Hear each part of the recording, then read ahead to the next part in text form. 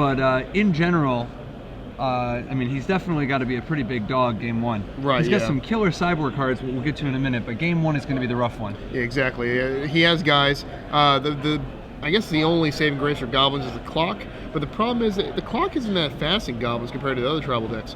It's like you play a lackey, God start, right? You hit him, play a siege gang commander. You can get some real nasty stuff going on there, but you're still looking at a turn 4 or 5 kill here, unless you involve multiple pile drivers. But looking at this list, I believe he has, yes, 1 goblin pile driver. The new age of goblins is a 1 pile driver mantra. It's not like the old 4 pile drivers where you can get that nut start of War Chief, untap, pile driver, pile driver, pile driver, you know, can't do that anymore. Gerry Thompson up to 2 land, and it's worth noting that this game could be over next turn. It could be, I mean, look at his hand, I see, it looks like he mulliganed at least once. Yeah, and he doesn't actually have any of his ways to cheat his cards into play. No show and tell, no violent outburst, no shardless agent. And remember, for those not familiar, the way that this Hypergenesis deck works is it has a number of Cascade cards that always hit Hypergenesis because Gerry's not using any cards that cost 2 or less besides Hypergenesis. Exactly. Yeah. And then he also has show and tell as a backup plan. Not only can he show and tell out a big creature, often he'll just show and tell out an Omniscience, so that all his creatures from now on are free. Yeah, Omniscience kind of reminds me of, I guess it would be a better version of Eureka that would be in this deck, because Eureka's a cool card that doesn't really see play, but that allows everyone to play their cards. You want to be the one playing your cards for free, right? Well, plus, Gerry has Force of Wills and Misdirections. Right. So Omniscience provides those all-important blue cards. Yep. So end of turn we have a Lackey. Pretty much a similar route of just playing it. He's going to be able to... Ooh, he drew Thalia. That is a great draw.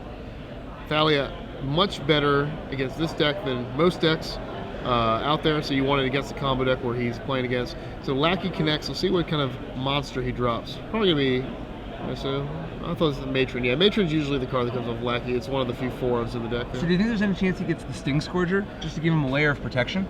Oh, he gets the Ringleader. He just wants the fast clock. Yeah, I kind of would... I think I like... pile driver here only because you really need to kill Gerry quickly. Like, you can't let him sit there and play draw go with him, and pile driver ends it very fast. Yeah, because Jerry's got 11 different cards that basically win the game as soon as he draws them. Yep.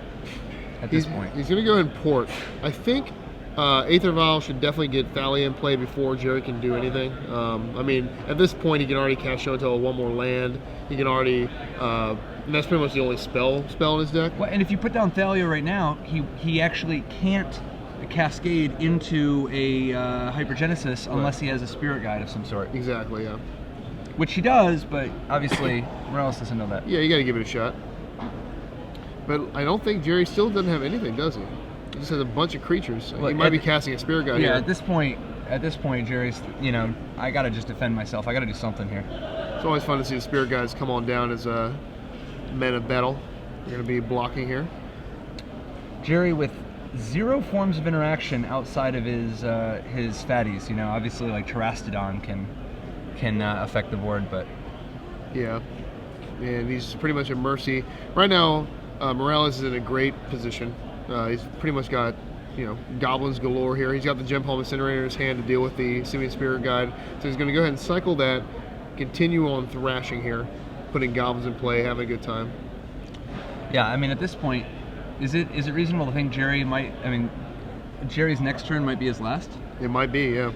Gerry's at 17, but we're going to see how goblins can really punch out some damage, because Aether Vial's at 3, so he's going to be able to tap the Aether Vial, put the War Chief in play, playing only 2 for the next War Chief, then he only has to pay 2 for the Ringleader, so he pretty much can unload his hand right now if he wanted to. So we'll see what he does here. I'm sure he's tempted just to cycle Incinerator here, play another War Chief. And it's worth noting, it's not even certain that if Gerry has just a Show and Tell that he can win. Right. Because it's possible that Mireles can just fight through an Emrakul or a Terastodon. Yeah. It's not an auto win once it gets to this late point in the game. He should have used his Aether Vial and put War Chief in play with haste. There's no reason to wait.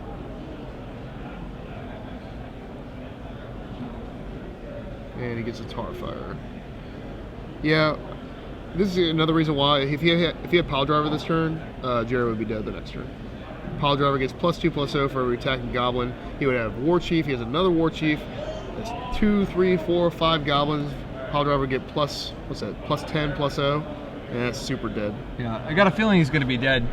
Just just on the merits of the war chief and the Right. Yeah.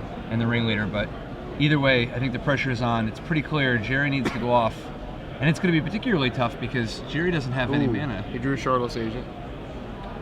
Oh, Charlotte's Agent was actually the perfect one. Right. Violent Outburst would have cost an extra mana because of Thalia. Yeah. But because he has Shardless Agent, he won't have to pay an extra mana for the agent, just the Hypergenesis. Right. And he has an Elvish Spirit Guide in his hand, so he has exactly enough. Yeah, that's a good draw. That was a phenomenal draw. And I think Mireles kind of handicapped himself a little bit because, in your opinion, I think that, or in both of our opinions, don't you think that the surprise is out when you're playing goblins? It's not like an end of turn war chief is better than a main phase war chief. Yeah, I mean, I would have just got the extra damage in, the extra 2 points of damage in. Yeah. Just because, like, it's not clear how the next turn's going to shake out. You don't want to just miss any. I mean, it's not like Gerry's going to play any differently. Exactly. Yeah. Now that said, Gerry has certainly not, got this game in the bag by any means. It's going to be a very, very, very good turn for Gerry. Yep. And here's the Elvish Spirit Guide to pay for the additional mana. Now, it looks like Gerry's going to get an Emrakul and a Terastodon to go along with his Charlotte's Agent. Do you think the Terastodon just blows up 3 of Gerry's own land? I think so. I think you need to go full defense at this point. Maybe, if not 3, then... Yeah, I think I'd blow up all 3. Because you have Emrakul and that's eventuality, you might as well just, shields up fully. I'd blow up 3 of my own land. Yep. Now, is Mireles not playing any of his goblins? Yeah, I don't know. Maybe he doesn't know how it works out here with Hypergenesis here.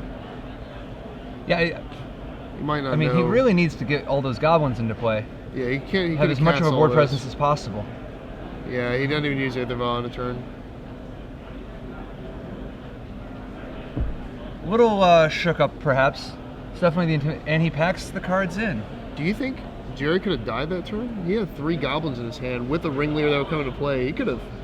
And the ringleader that would be in play would be get him a whole bunch more goblins that he likely could have cast for very cheap. Right. Yeah. Plus, the other big thing to remember is that Gerry didn't actually have lethal. Gerry only could attack for 15 unblockable, and Mireles is at 20. As long as he can find 6 permanents to sacrifice and can block 5 other creatures. Yeah. And I know that sounds like a boatload, but like he had lots of random permanents, he had lots of creatures, and he could have drawn a lot more creatures if he just activates his ringleader. Yeah, the ringleaders can chain. He plays 4 goblin ringleader, which just goes into, you hit one off another one, and then you get to keep going. But it can be tough sometimes because like Legacy is such a bizarre format. Sometimes it just seems like like they do their combo and that's just it. Right, it's hard to, unless I've tested the matchup a fair bit, sometimes it can be hard to know when are those corner cases where you actually have a shot. Right.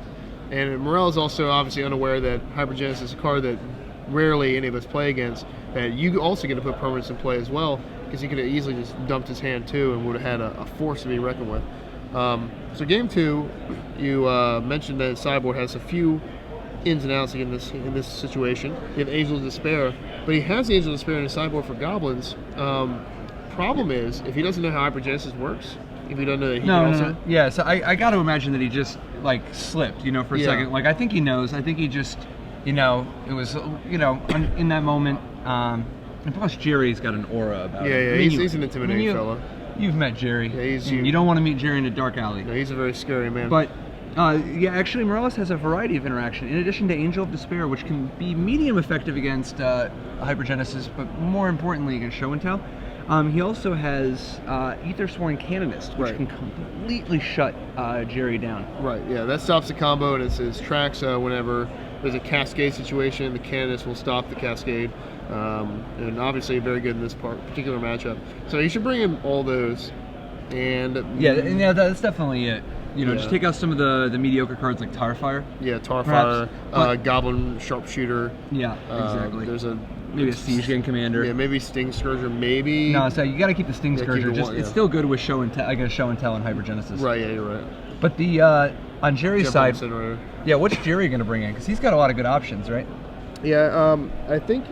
Yeah, I'm pretty sure we see 4 Dismember in his sideboard. I don't know if that's particularly for goblins or for this deck. I think it's more mainly for like hate bears. But he knows if he sees the white, so he knows he has Thalia. But I'm pretty sure he knows he has Aethersworn Canonist too. That's the reason why goblins plays white. Where then you need to bring Dismember in because you have to have an answer to the. Gerry has an encyclopedic knowledge of the decks people have been playing in this format, and this is very similar to a goblins list that was played in the last couple of weeks. Yeah.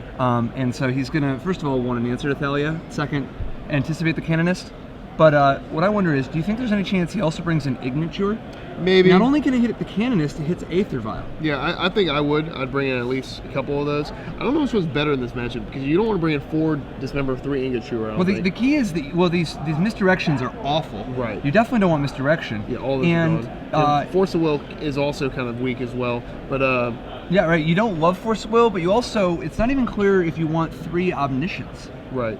Actually, I think you do cut the 4 Force of Will and 3 Misdirection because the 7 cards you're bringing in serve the same purpose as the Force. The cards you're forcing are Aethersworn Canonist and Thalia, right? Well, the other thing you got to the other option Gerry's got to consider is he's got 2 Cydia traders in his sideboard, which he might want to bring in to help fight the Wastelands, the Rashad Imports, even the Thalias. You know, Cydia traders can be super crucial in these mana denial or land death, as some would say, matchups. And land death, yep.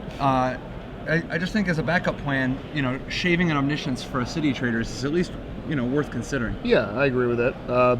And as long as you bring in answers to Thalia and Aethersworn Canonist and Cydia traders to handle the Wasteland, I can't see the matchup still being heavily in Mireles' favor. I think it's going to be more in Gerry's favor. Well, no, I think the matchup's supposed to be heavily in Gerry's favor game 1 anyway. Yeah, game 1, I think game 1 and 2. It's just so tough for Goblins to defeat combo.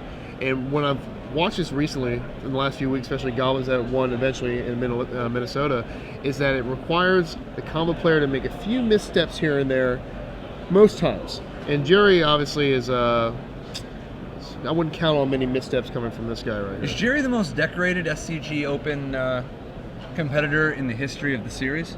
Yes. Like in terms of just SCG Open tournament finishes? Yeah, he would be the first. We have a few... although William Jensen is going to give him a run for his money. Chasing up.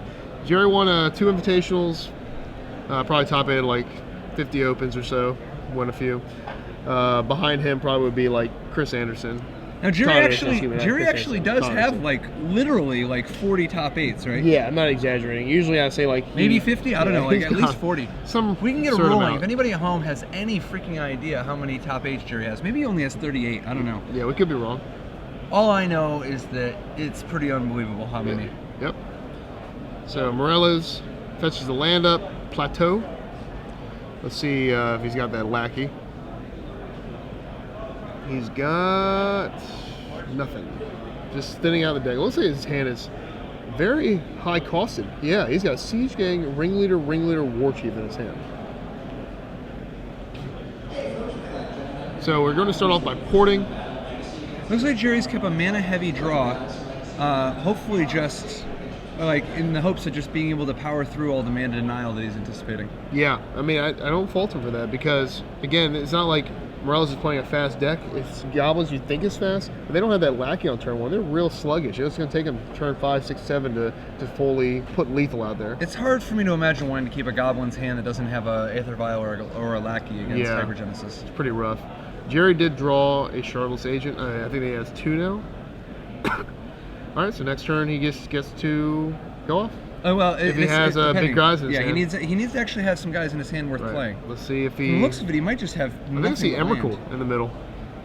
Well, an Emrakul would be good enough. Yeah, that's good enough. I'm pretty sure it's an Emrakul. I think it's the Shardless Agent Emrakul. And he's getting a Simian Spirit Guide too. Yep, there it is. Extra beats, but he might just wait. Yeah, he's gonna just wait because he's got Violent Outburst for the surprise end step Emrakul. I do like it. Violent Outburst is obviously a lot better in this matchup because you don't need your own dudes here. You can just cast it on a goblin that's running around. A lot of legacy decks, as you know, have very few creatures in them. I think Violent Outburst. Wait, no, is that the one that targets? I'm sorry, that's the one that can't block. I think Violent Outburst gives all attacking creatures +1/+0, right? Yes. Never mind. Or just all your creatures, not even creatures. attacking. Okay. So Emrakul will deal 16 damage to this Warchief because he might as well do it on defense since. Yep. Actually, he might not. Oh, he left Tarfire in. Yeah. Yeah, I don't know about Tarfire. I guess it removes a Shardless Agent and a Simian Spirit Guide or Elvish Spirit Guide on defense, but Yeah, if you're Gerry, you just wanna cheat the Emrakul into play now because you'll be able to block the War Chief, but that's one less permanent. Right. Because Mireles is gonna play some permanents into play possibly. You got to imagine he's going to. Yeah. Gerry getting 3 different basic lands, so sick that he's got this much counterplay against Wasteland, Blood Moon, any kind of disruption that Mireles might have. Yeah.